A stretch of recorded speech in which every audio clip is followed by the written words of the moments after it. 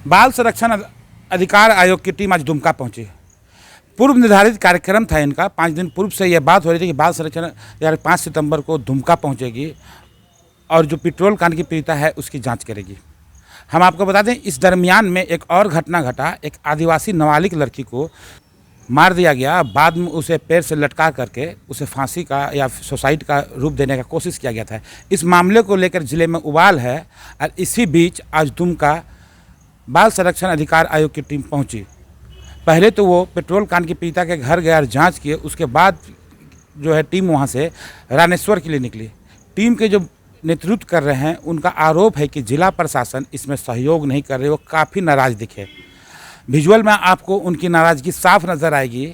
उन्होंने आरोप लगाया है कि जो इस दोनों मामले की जो जांच हो रही है, पुलिस प्रशासन के द्वारा जो अनुसंधान हो रहा है वो सही से नहीं हो सक रहा है।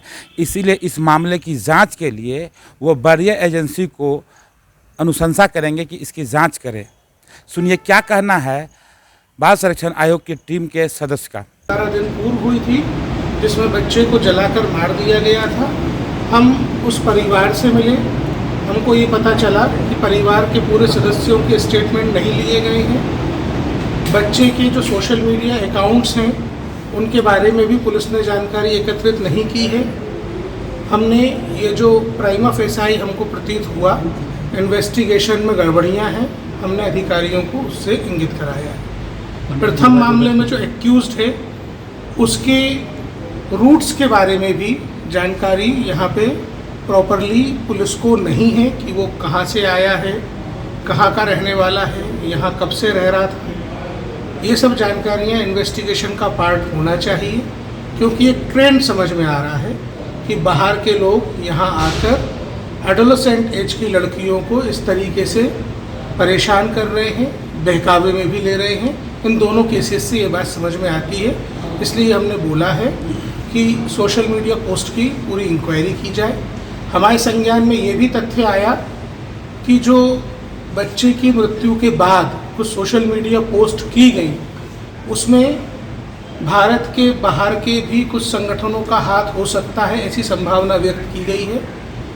हमको ऐसा लगता है कि स्थानीय पुलिस इसकी जांच करने में अक्षम है, इसलिए हम उच्च जांच एजेंसी के इन्वेस्टिगेशन के लिए रिकमेंड करेंगे। इसी क्रम में जो दूसरा मामला था जिसमें हम पीड़ित से मिलने के लिए गए, पीड़ित के परिवार से मिलने के लिए गए, उस पीड़िता की पेड़ पे लटकी हुई लाश मिली थी।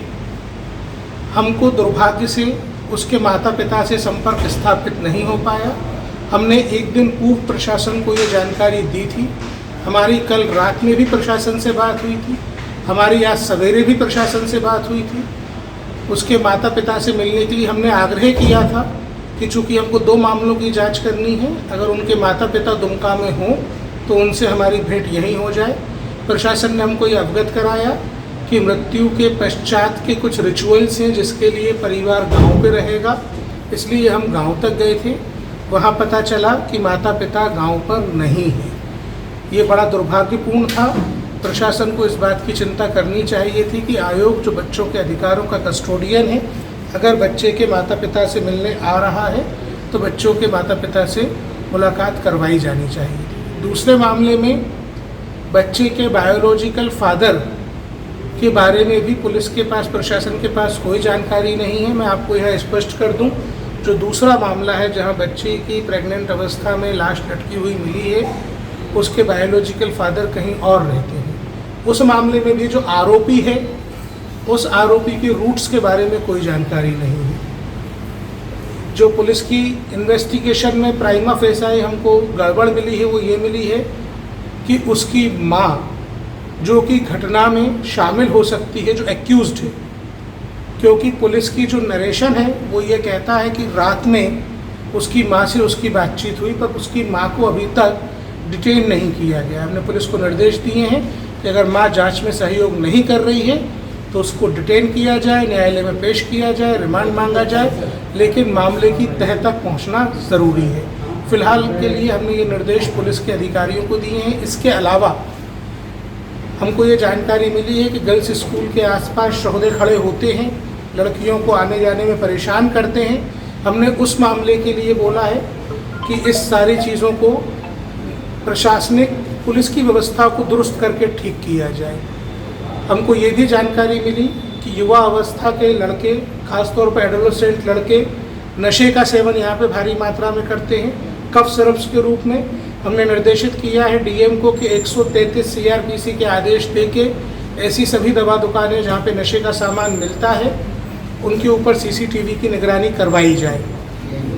हमने ये भी बोला है कि स्कूलों के आसपास से पान, बीड़ी, गुटखा, सिगरेट की, तंबाकू की दुकानें जहाँ सौदागर्दी होती है उनको हटाया जाए और एक विस्तृत जांच रिपोर्ट की हम अब डिमांड करेंगे।